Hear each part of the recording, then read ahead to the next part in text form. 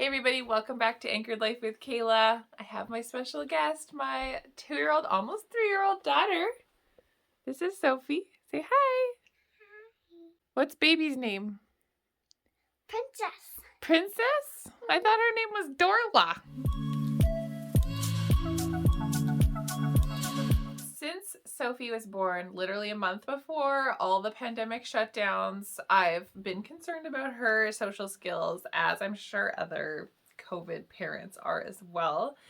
She doesn't have any siblings, doesn't have any close cousins to be able to play with and, figure out social skills and how to play with other kids, what it's like to be away from your mom and dad for a little bit and just spend some time with some other people. Like, she's just used to being with us or her grandparents. I wanted to help her with her social skills, so partly for the social skills, partly because it's just adorable, I've been taking her to a mommy and me dance class for the last couple months, and we go every Saturday morning for half an hour. And then we turn around. And to start with, Sophie was very shy and just hanging. I caught it. Oh, you caught it.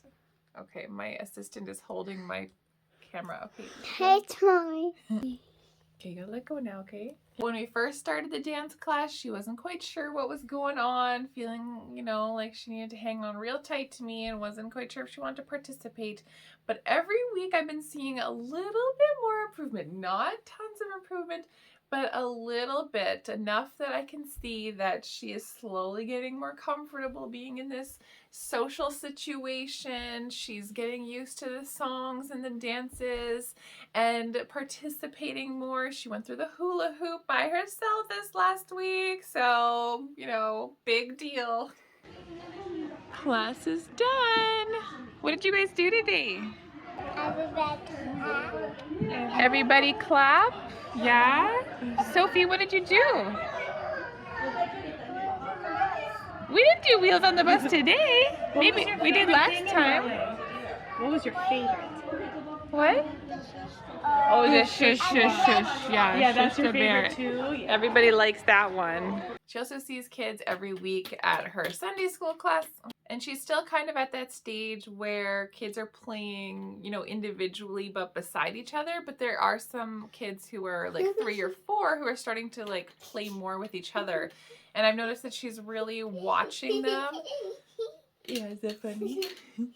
She's really been like seeing how the other kids are playing with each other, and I think just the tiniest little bit starting to interact with them too.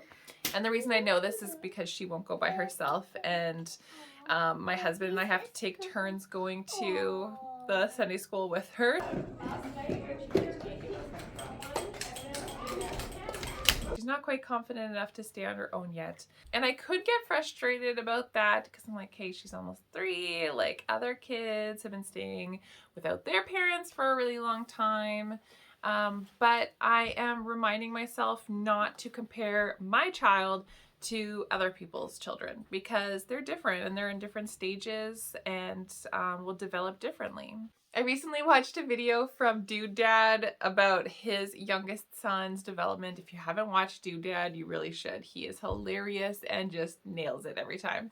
So his youngest son took a really long time to walk, required some occupational therapy, some physiotherapy, all that stuff. And he was just talking about how you can get so caught up in your child's development that you kind of miss the whole process. Like, his kid is already 2 now, and they've been so focused on him trying to learn how to walk that he feels like maybe they kind of missed out on other things in the last 2 years because they didn't just slow down and enjoy the moment. And thinking about my own daughter, how, we're still not able to leave her with other people other than like grandparents, and she's not quite sure what to do with other kids. Like, it's all gonna come. It's going to come. It might take a little bit longer, but it will.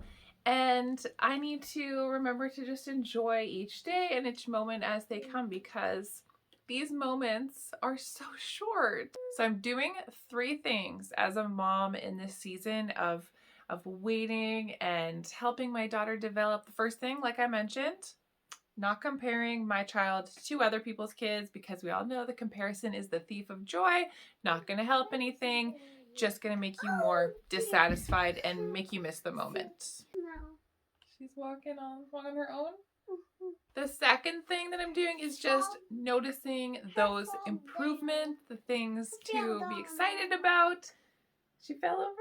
Oh no. Like, we recently had a family with 3 little boys over to our house, and they were just, you know, your typical little boys running around everywhere. And in the past, Sophie would have been very overwhelmed by that, hey? Went in the trunk. You kids went in the trunk and they jumped on the couch, right? And then waved the flag around. And then they waved the flag around.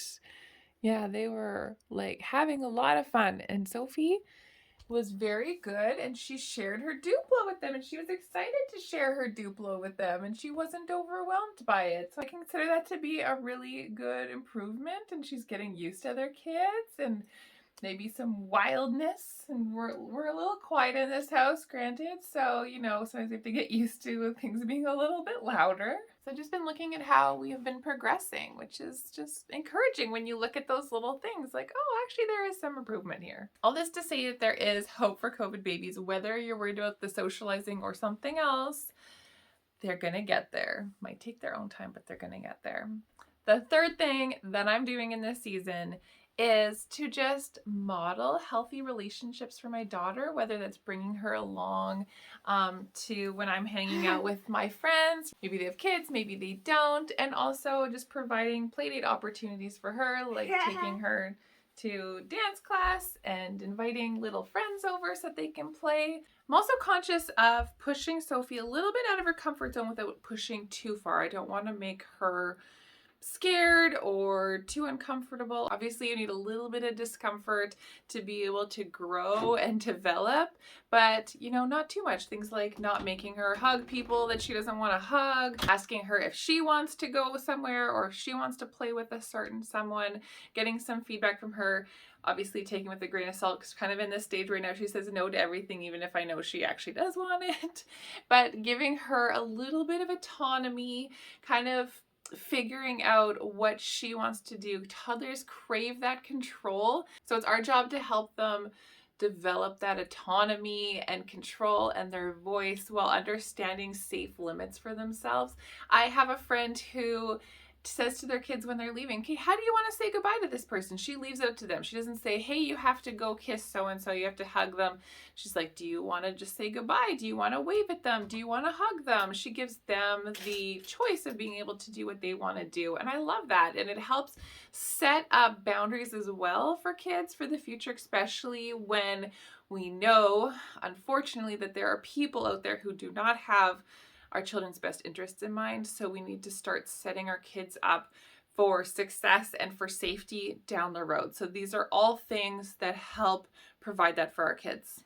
Sophie, what are you doing? Are you eating the gingerbread house? You're not supposed to eat that, it's decoration. You're just looking at it? I just want to eat some. No, we're not eating them, it's decoration. Sophie, what did you eat? You ate the gummy off the top? Now we're missing a gummy. Uh-oh. When we were making this gingerbread house, she was like eating more candy than putting it on the house. So I had to open another bag of gummy bears. If you enjoyed this video, make sure you let me know by liking the video and letting me know down in the comments what you enjoyed, what stood out to you, and what you want to hear more of from me. I love to make videos about marriage, mental health, motherhood, because they can really affect our lives in so many ways as women. And I just want to encourage you in those areas to make sure that you subscribe to my channel and hit that notification bell so that you don't miss out on a video from me. I will see you guys soon. Can you wave? Say bye. I ate some icing. You're eating icing off the gingerbread house? Mm-hmm. Off you go. Go, go, go. Go fly.